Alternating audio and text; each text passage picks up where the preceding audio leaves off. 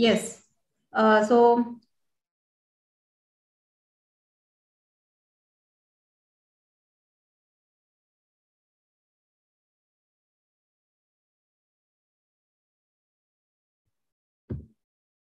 yes. Good morning, all of you. We are going to discuss the classical approach, which we have discussed in the previous class. And now we are going to continue about the classical approach enunciated, and it has been given by the different administrative thinkers. And in this, we were discussing about the Gallic and Urwick also. So besides the different principles which we discussed in the previous class, today we are going to discuss about the different administrative actions which Luther Gallic has postulated. In fact, while discussing about the meaning and scope of public administration in the first class, I hope you remember, we have discussed a term called post-corp. As you all know, I emphasized the word post-corp as the important managerial functions of public administration. So, what is this term post-corp? It is enunciated by Luther Gallic. In post-corp, it is an acronym. We have to elaborate the word post-corp. That is P for planning. As I told you, for an individual or organization, whoever it is, whatever it is, planning is very important, isn't it? To begin a work, unless there is a proper planning, we will not able to accomplish our goal or our purpose. We will not able to meet. Then organization. Organization here is nothing but a structure wherein different departments, different branches, different wings work together. Then comes the staffing. Staffing is the people, we can say the human resources. Human resources is very important for any organization, isn't it? We cannot expect an organization to function without the efficient human resources or the people who are working in it. We can also call them as the personnel or the staff members. Then directing. Direction is an important aspect which we can say,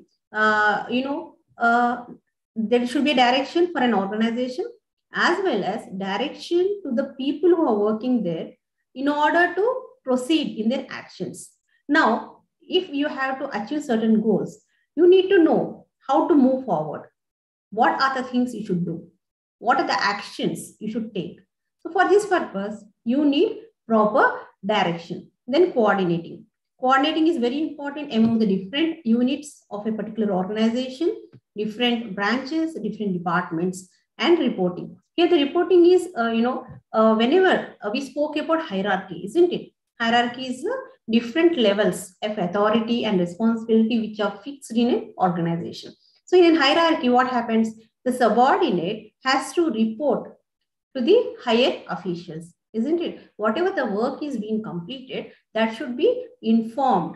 That is nothing but reporting. And the budgeting. As I told you earlier also, any organization cannot succeed with the financial resources as well.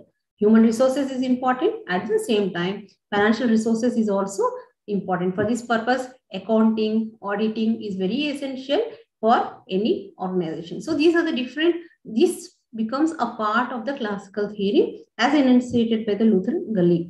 Then Urwick also, he has given the 8 principles of organization.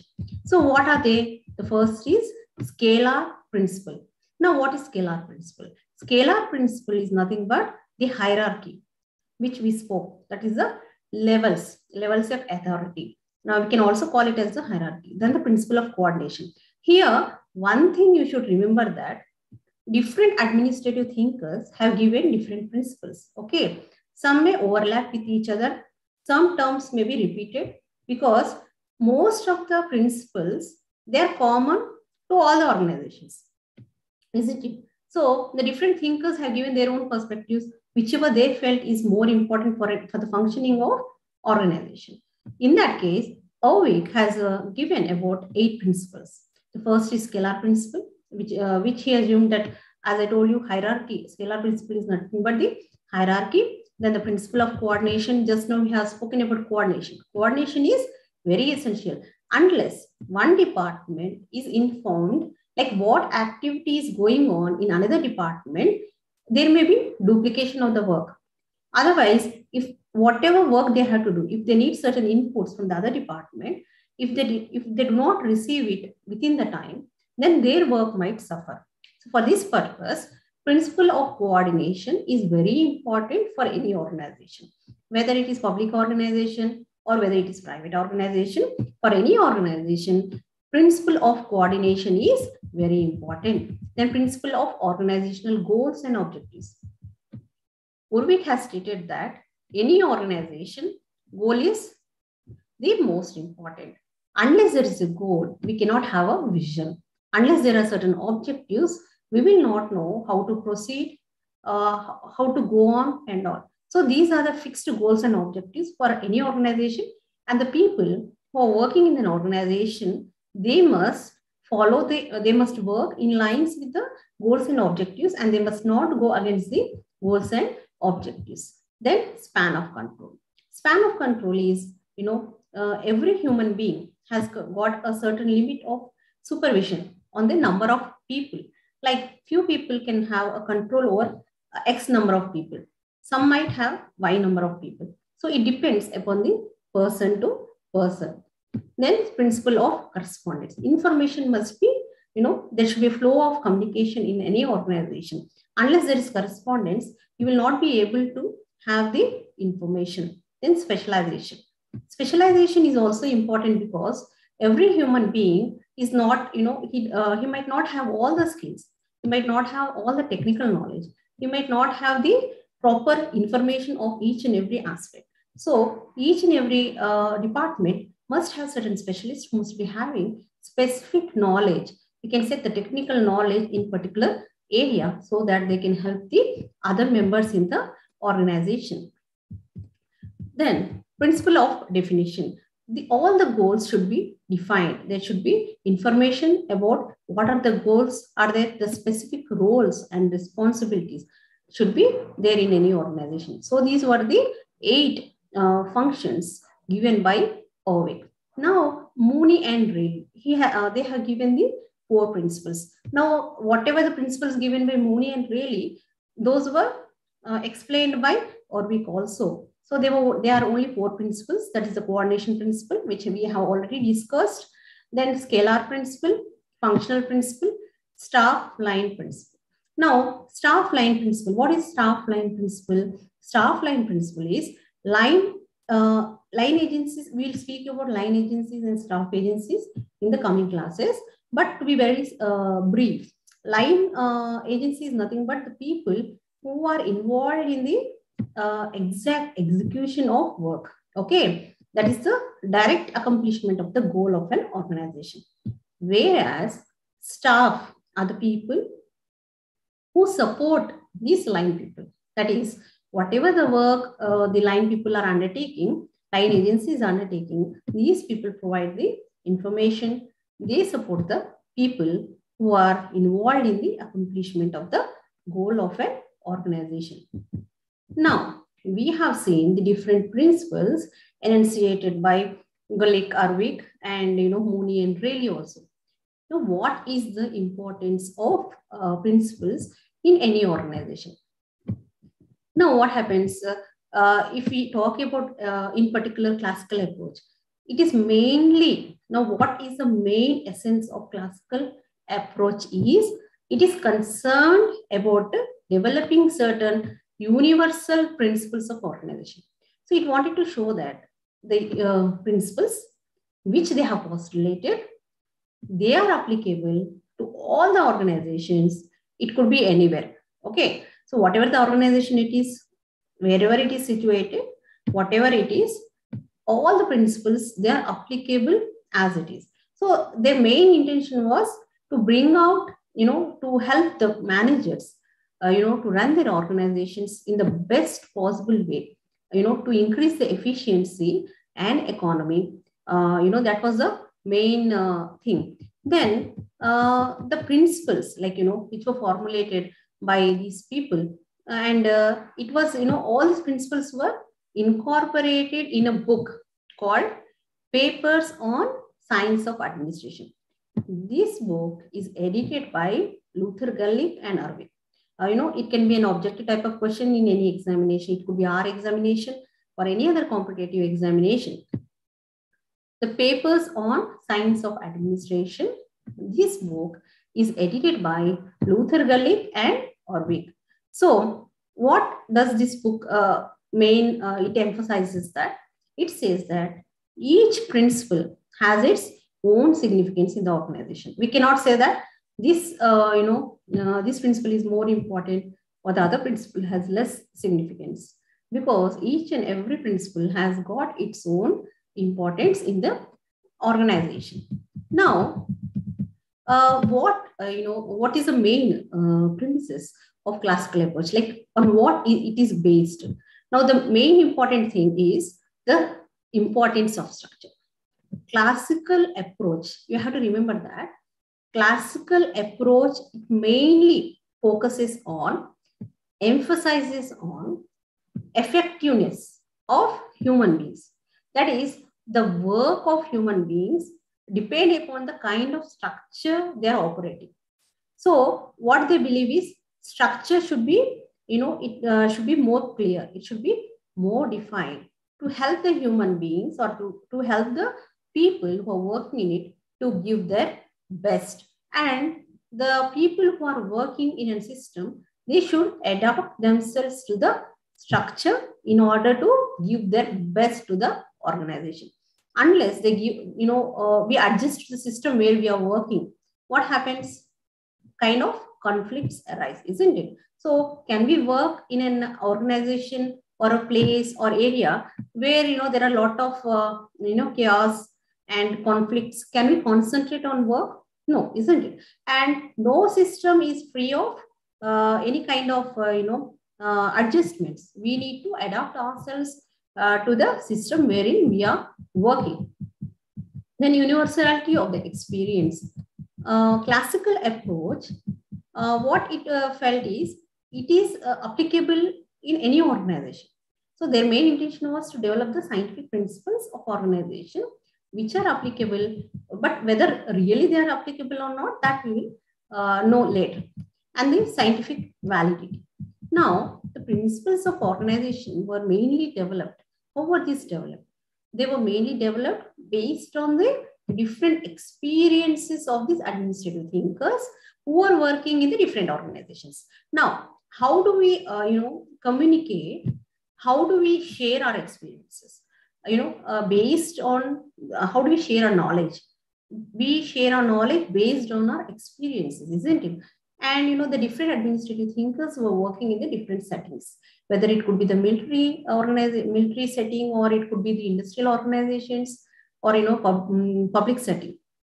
Based on that, based on their experiences, they have come out with all these principles. And all these were of rich experience in the different organizational settings. So we can say that mainly classical approach has emphasized on scientific validity also. But now these were the different principles, and we have also seen what is the main foundation of the classical approach.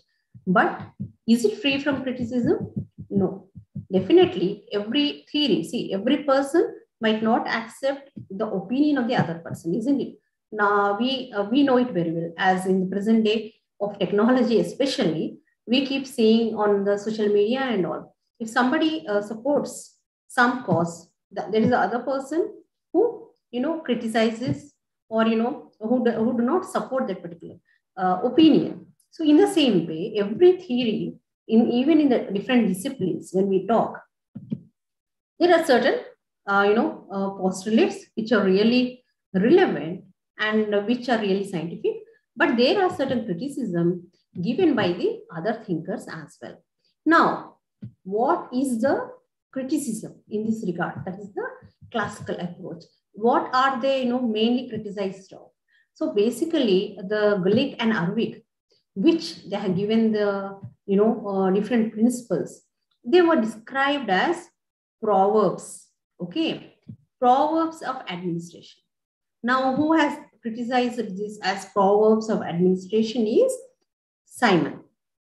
Herbert Simon. He said that The principles of organization, they are not the principles, but they are proverbs. Now, why are they compared to that of proverbs? Now, see, generally what happens in our daily lives, we hear different proverbs and we do use different proverbs. So, for example, we say, time and tide waits for none, isn't it? That means we should be quick, okay? We should be updated if we have to make a quick decision so that we do not lose that particular opportunity, isn't it? That is one proverb.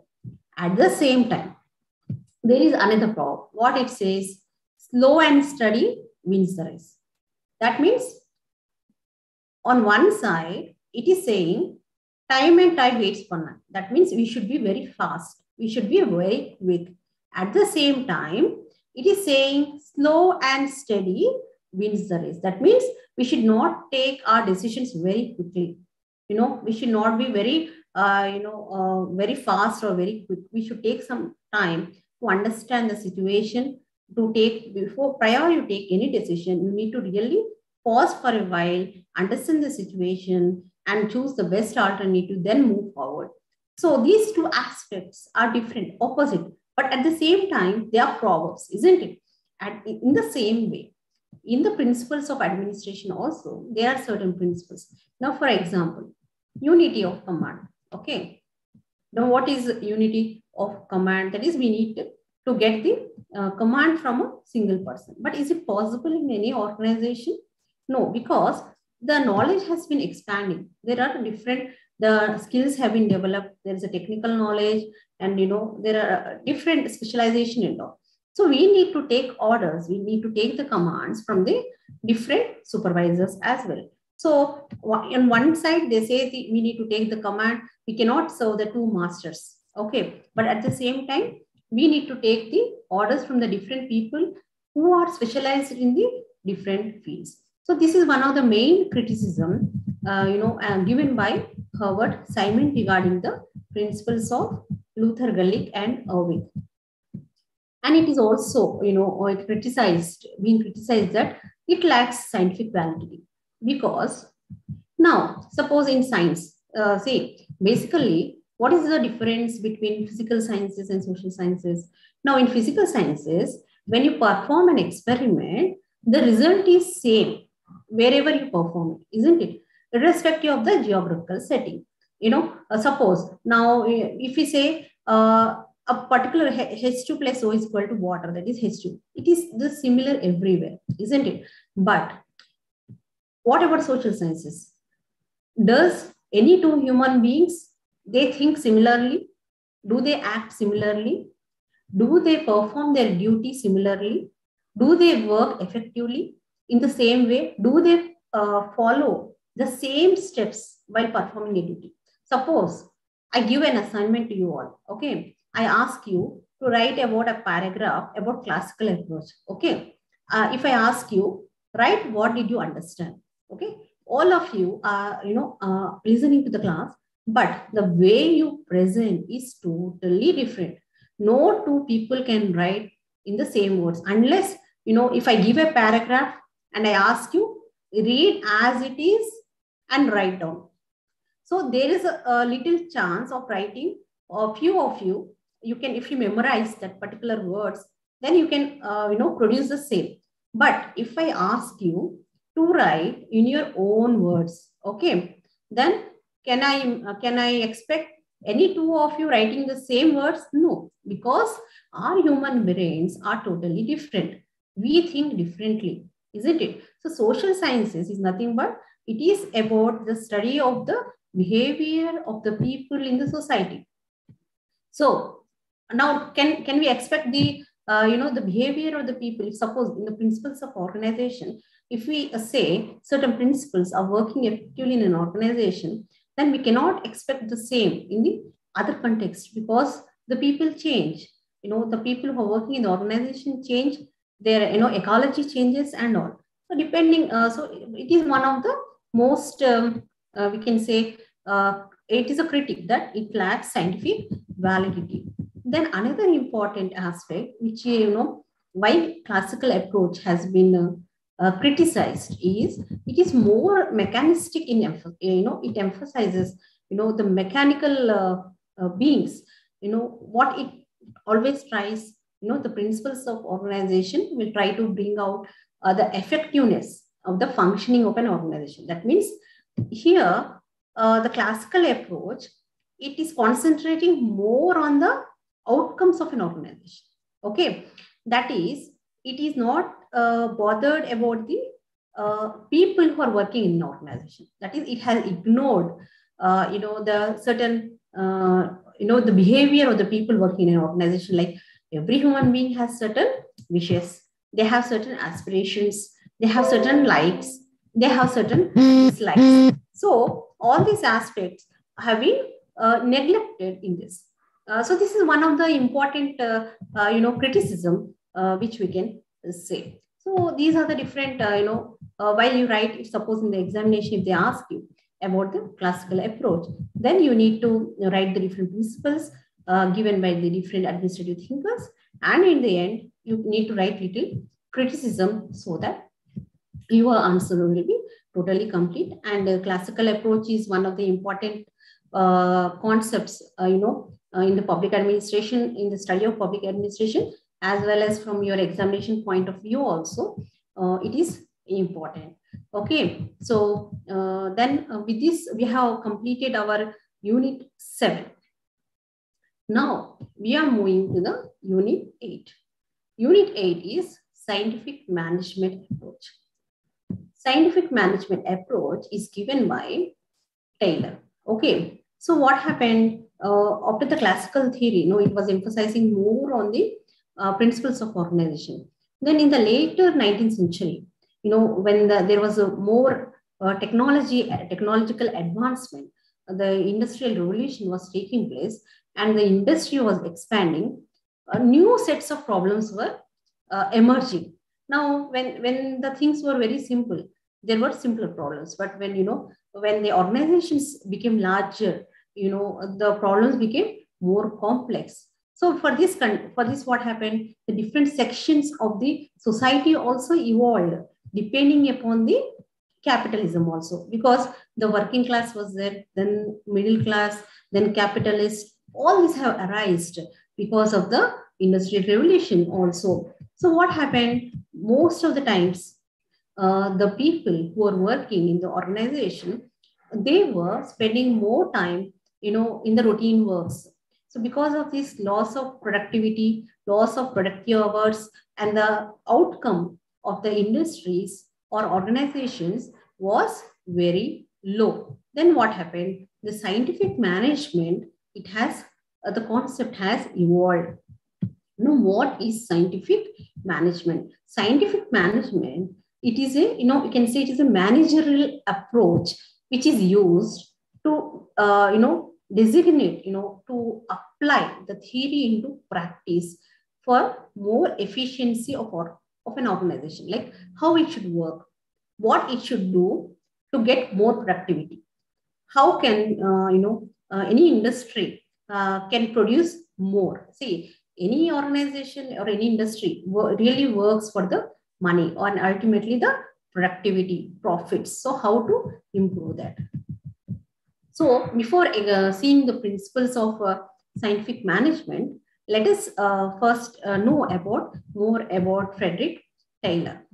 Frederick Taylor was basically, he was from Boston, and he was born in the year 1956. He was, initially, he was very interested in studying law, but, he had little health issue. He had the weak vision. So he had to stop law, but he started to work in an enterprise, and while working in the organization, in industries, he really understood the working of the people, how they really work, how the management, it has created certain norms. So why there is a low productivity and all these aspects, it has been observed by Frederick Taylor. Then he came out with certain, his contribution. So let us see what was his contribution to raise the industrial productivity. So what he did is he did not just give away the theoretical aspects. He has experimented, different in the long period, over a period of time. He has conducted experiments at the organizations, and as a result, scientific management has evolved. It's not that scientific management is developed initially by Taylor. It was, prominent economists such as Henry Ton and Henry Metcalfe, they expressed, the concern over the emerging problems of management. So what happened later? Taylor, he elaborated and he gave the principles of scientific management. So actually the term scientific management also, it is not coined by Taylor. Scientific management term is coined by Louis Brandeis. You have to remember this. Okay. The term scientific management has been first coined by Louis Brandeis in the year 1910. This is an important objective type for any kind of examination related to public administration.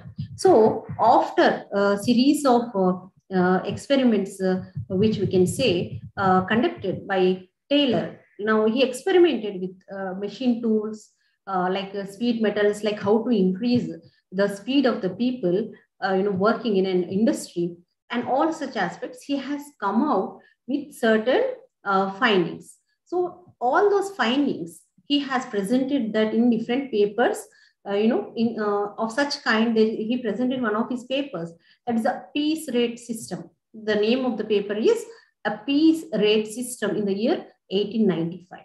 Now, what in this paper he has described the kind of management that he had developed, and he discussed about the wage system, the differential rewards. All this we will discuss now one by one in the coming class. So what are these different important principles given by Taylor? We will discuss. Now, he could not understand why there is always a problem between management and the workers.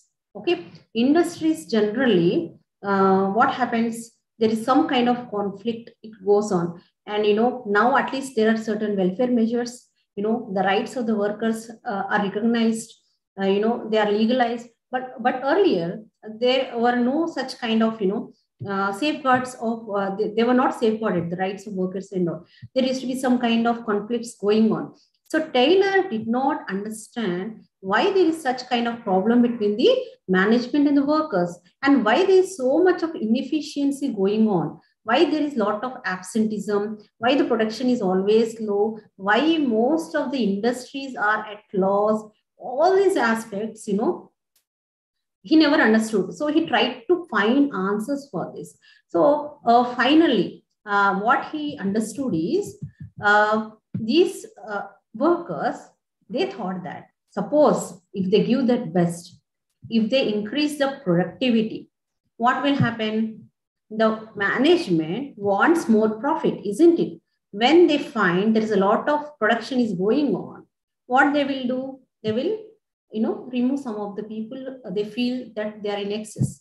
So because of this, what is happening? Unemployment might arise. So this is the reason why the people, they did not want to give their best.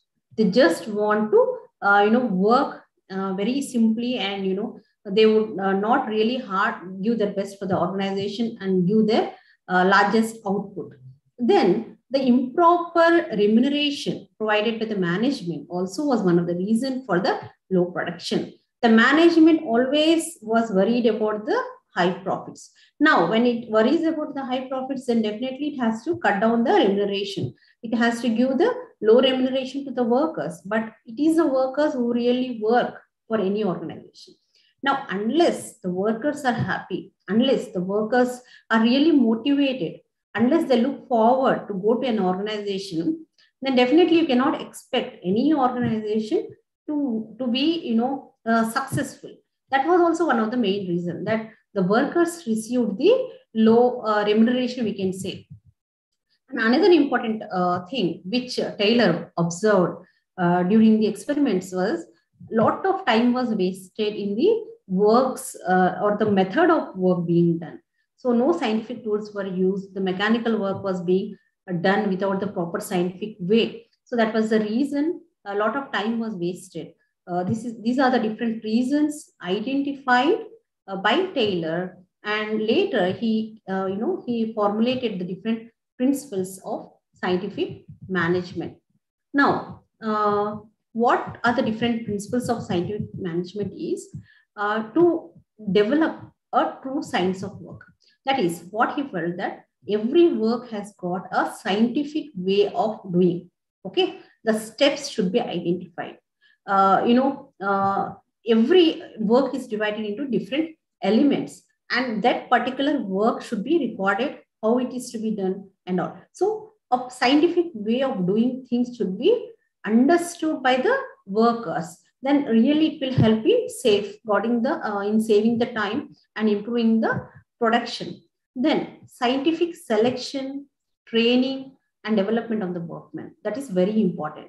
Now, the success of any organization depends upon the kind of people they are recruiting, isn't it? Now, for example, now why the IITs and NITs and all, they're very famous because lots of MNCs go to the engineering. There are lots of engineering colleges, isn't it? But are all the engineering students getting the jobs? Are they getting the placements? No. Only few top colleges, they get the placements during their final year. Now, why? What is the reason? Because every organization, every company feels that they must get the best of the people. Now, why the best of the people? Because they want their organization to achieve the goals, okay, their goals or their profits, or whatever it is, to succeed. So for that purpose, they select, okay, and they train them, and they make them work according to their lives. Now, these days, this is very common. Okay, this is the process which is followed by any organization. But during those times, this was not there. The scientific selection was not there. Proper training was not given. In order to cut the expenditure on the workers and all these things were not taken into care. So these were the things which were postulated, by the Taylor. That is, for the efficiency in the production of any organization, due care must be given in the selection of the people, the kind of job they are doing, the way of job they are doing, how they should do. For that reason, particular training should be given. So these were the different aspects which were given by Taylor. Then division of the responsibilities between the management and the workers. Now, what is the main responsibility of the managers? That is the planning. Okay, what are the goals of the organization? What are the functions of the organization? What are the functions of the different people working in an organization? How the work should be divided among the different people? How the roles should be fixed? How the responsibilities should be fixed? How the work should be get done by the people? All these are the important, responsibilities of the management. Then what is the function? What is the duty of workers? That is, they must use the best of their abilities and they should work for the organization. That is, whatever they are paid for, they must utilize their time, their skill, their knowledge for the development of the organization in which they are working, isn't it? So division of responsibility between the management and workers is very important. It was, it is given as one of the principles. So basically, the philosophy of all these principles, it can be summarized under 5 heads. Now, what are they? Science, not rule of thumb. That is, every work has got a scientific way of doing things. Okay, not rule of thumb. Rule of thumb is nothing but just doing based on the experience or, by the direction, just, whatever by commanding or doing. But everything should be in a scientific way. Harmony, not individualism. That is, there should be existence of peace among the people, but not the particular individual interest. Then cooperation. That is, cooperation should be there in between the workers and in between the workers and the management also. If suppose there is a conflict in between two sections of the workers, then also the work will suffer, isn't it? Not only that, if even there's a conflict between the workers and the management, then also the work will suffer. So ultimately, the work is going to suffer. So there should be kind of harmony, there should be kind of cooperation. Then maximum output, okay? There should be no restricted output. That means the employees should not, I mean here the workers who are working in the industries, they must not restrict their output by assuming that if the production increases, if the profits are very high as the outcome of the production, then many of the workers will be removed from the job. So restricted output should be stopped, and the maximization of the production should take place. And the development of ultimately the development of each person, each man with the greatest efficiency and prosperity. So prosperity is the ultimate goal. So we can say that the entire scientific management can be based on these 5 we can say essence, we can say important elements of scientific management. So now what exactly Taylor has said regarding to improve the efficiency of performance of the workers in the organization? The first is method study. What is method study? Method study is, it involves determination of the basic steps in performance of a job. Now suppose they have to produce one item. Now there are certain there are different parts of particular item.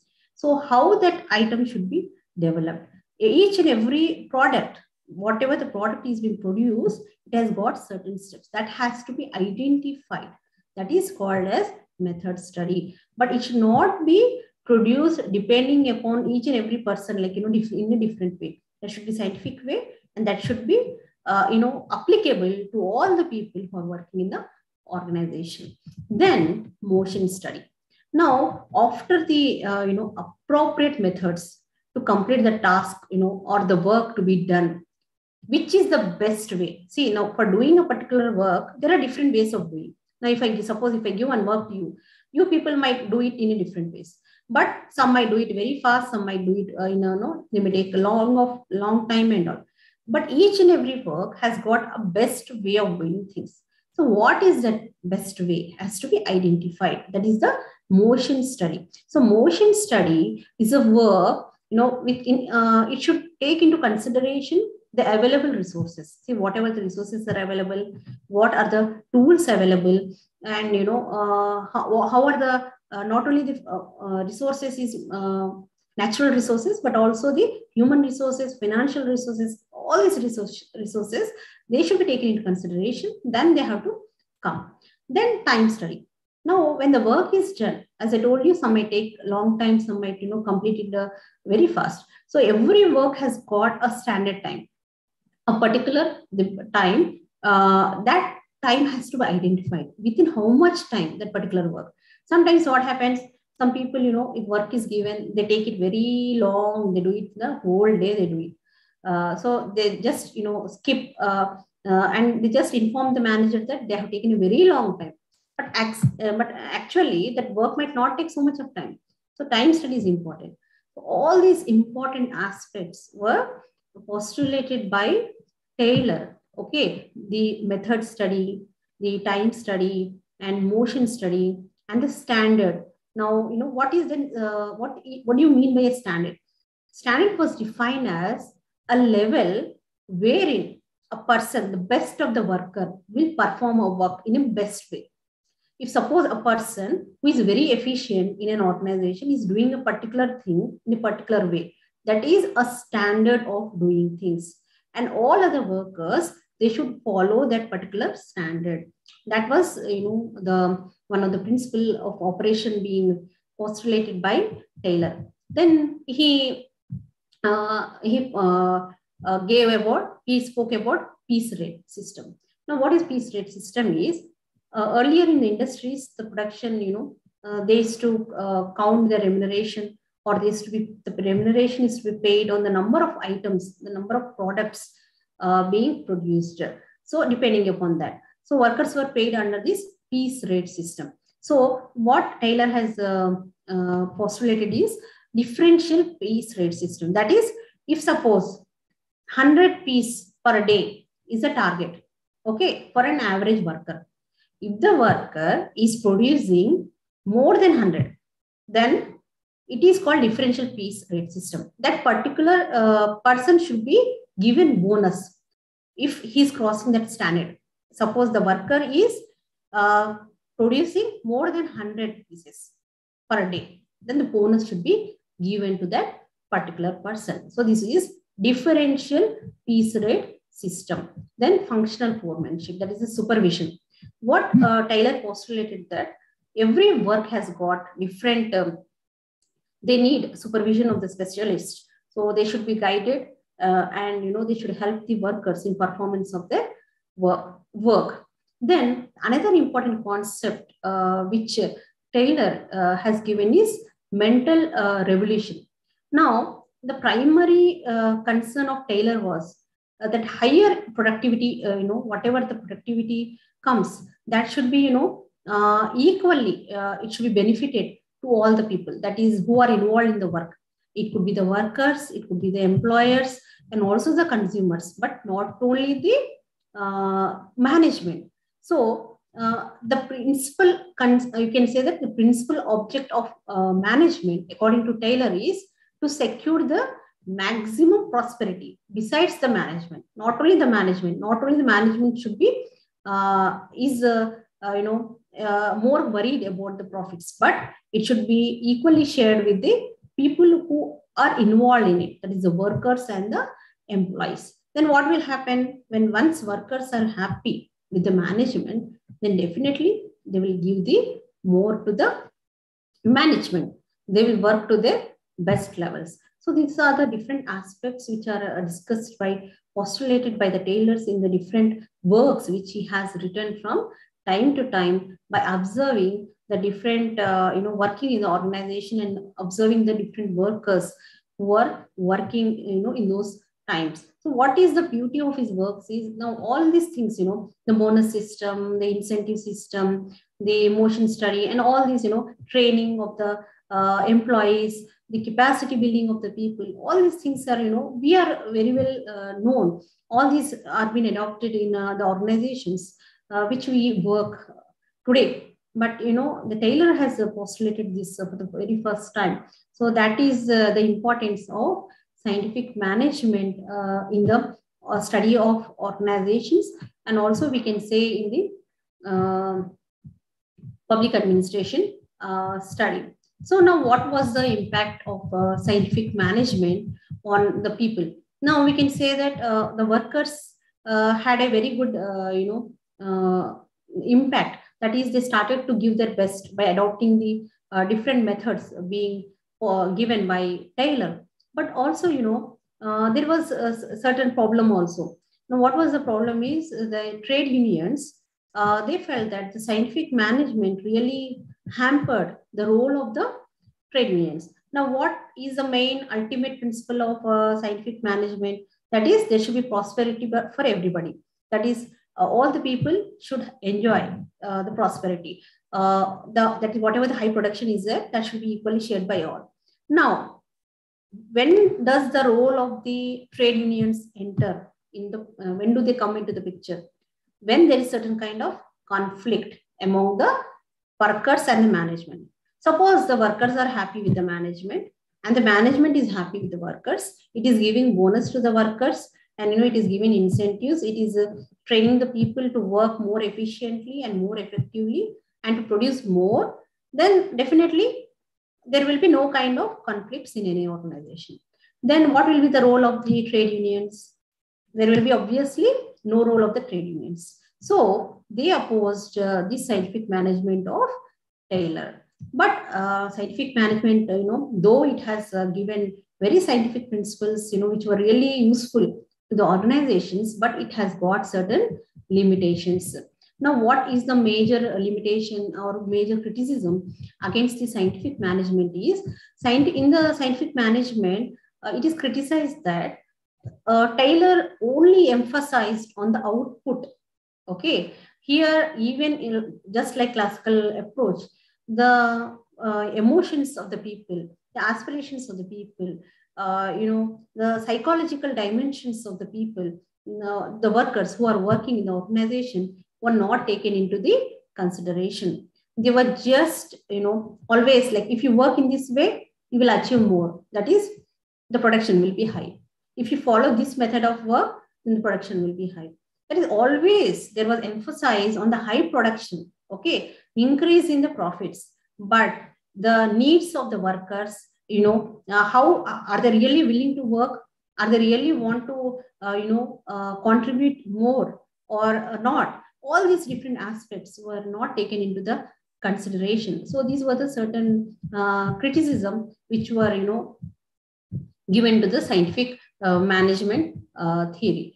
So with this, we have completed the scientific management approach given by the Taylor, and this was unit 8. So till now, we have completed the unit 8 units in this first sem. So with this, we will close our session today. Let me take any questions if we have.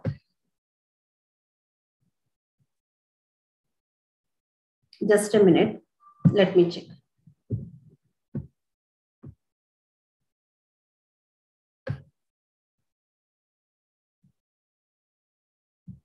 Can anyone send WhatsApp group link? Please share. Someone can share. Yes, somebody has shared. Which unit? 7. Okay. See, page number, I cannot go, line by line or page by page because we have limited classes. Whatever the content is there, I will be able to explain you the whole concept. Okay. For that reason, I just can't go number by number. But, broadly, you will find it in the textbook. Why the productivity of the workers was going low. As I told you, the workers were worried. They felt that in case if they work more, some of the people will be removed. Now, what will happen if somebody is removed? Some of the people will lose the job. And nobody knows who is going to be removed. It could be I also. It could be you also. So that was the reason why the production was going low, and the low remuneration was also there for the people. So no incentives and all. So that was the reason why the productivity was going low. Urdu medium student hai koi. Madam, please explain differential piece rate system. Yes. Piece rate system, as postulated by Taylor, is in one industry. If you take example, one organization or industry. Now, suppose you take, for example, one factory. One factory is producing, in one factory, one worker is producing 100 pieces. Okay. For example, garments. Okay. Shirts. For example, if you take shirt. If one worker is producing 100 shirts, okay, per day, he will be paid some particular amount. Okay, it could be X, Y, Z, whatever it is. That is a standard given by the industry, the factory. Okay, suppose if that one particular worker is crossing the number, that is the 100 number, then he will be given the bonus. That is the differential piece rate system postulated by Taylor. And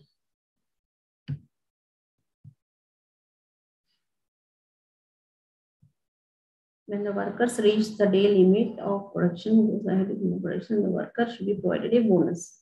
Yes, correct. Differential piece rate system plan. Yes, true. Our study center did not provide textbooks. Can you please suggest any books to study until we get the books? Yes. See, you must have received your books by now, but no problem. You can. Where do you stay? You should have mentioned your place. You can. There are very different books. You can go for Espinado book in the basics of public administration.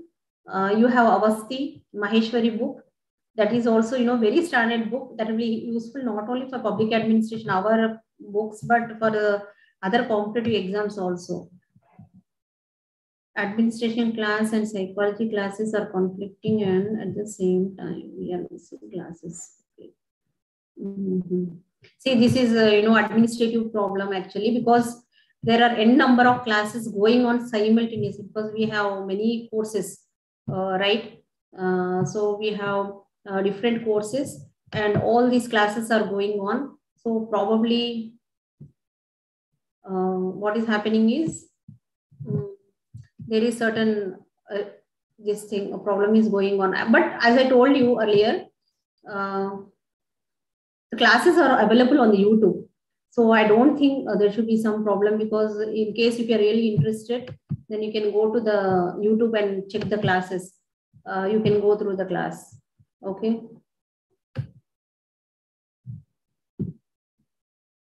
And what else is there? What is post-COP? Okay. Post-COP, as we have discussed, just a second. I want to take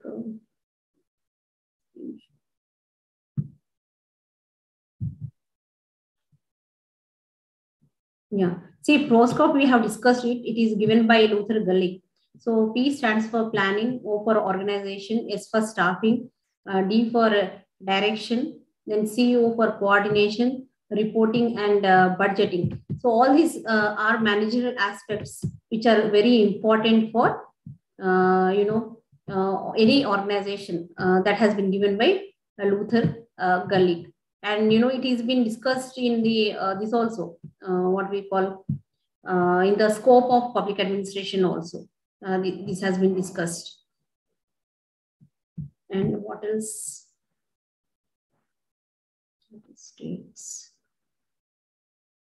and American. See, the scientific management has spread in the different countries. That in the United States and Russia also, because it has been promulgated in the different countries, but especially in the United States and Russia, it has spread to the wide extent.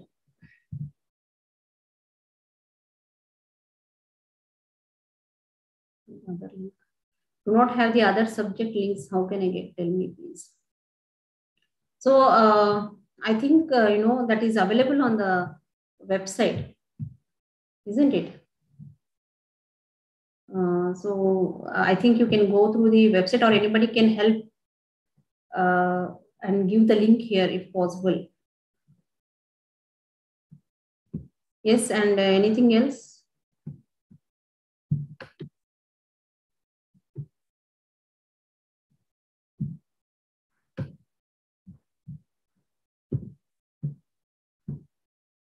SPA and art or science. See, there are different arguments whether it is an art and science. Sometimes some of the thinkers, they have postulated it is art and some science. So because public administration is one of the definitions says it is not doing things, but it is getting things done. So what does it mean? It is a kind of art which is really needed. Because unless you have that art, you cannot get the things done by anybody, whether it is organization, whether you are at individual level or at home and all. So it is not possible. So with this and anything else? Okay, just a minute.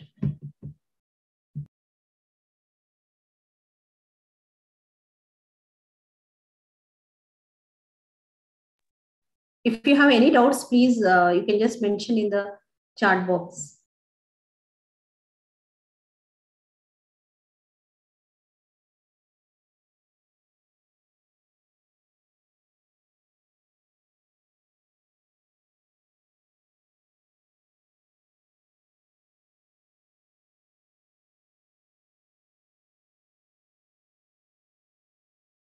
So can we have assignments kind of this in WhatsApp group? Actually, there are a lot of things if you really want to do. We can conduct one seminar as well, as I told you earlier also, because, that is a way of improving your communication and understanding of the subject also. Now, since you are in the SEM 1, you have to use this opportunity to the best, because after 3 years, when you come out of the university, you not only get the certificate in the concerned subject, but also you will develop the different skills. We can plan for this seminar and all. Then examples, please give more examples. Yes, I have been giving, right? I'm giving more examples. I'm relating it to the present times and all, and explaining all. I hope that should be understood. Yes, yes. We can conduct, see, once we complete our 80% of the syllabus, I think March 6th is the last class. Then we can, before that, we'll plan. Then after class, that is March 6th, we can plan on one Saturday or Sunday, whichever is possible for all of you. Then we'll plan kind of seminar wherein you will be given an opportunity to talk over a particular topic for a few minutes, so that in your own words, so that you can really get a platform to talk. It could be, we will choose whether it is from our own topics or any other contemporary topics. We'll see that. 50% syllabus have been completed. Yes. So probably we'll decide it in the next class tomorrow or next Saturday. We will do that. Okay. And don't worry about the question papers and all. By next week, I'll share, the old papers. You just concentrate to study, all old papers and all. If you really study, I don't think you'll need any old papers for that. With this, we are going to close today's session. I hope you have understood so far, and we'll meet tomorrow. Okay. So thank you one and all. We will conduct seminar. Yes, online, because there are participants, there are students from different parts of states, right? So it's physically it might not be possible. We'll plan it, in the second sem, if everything goes well.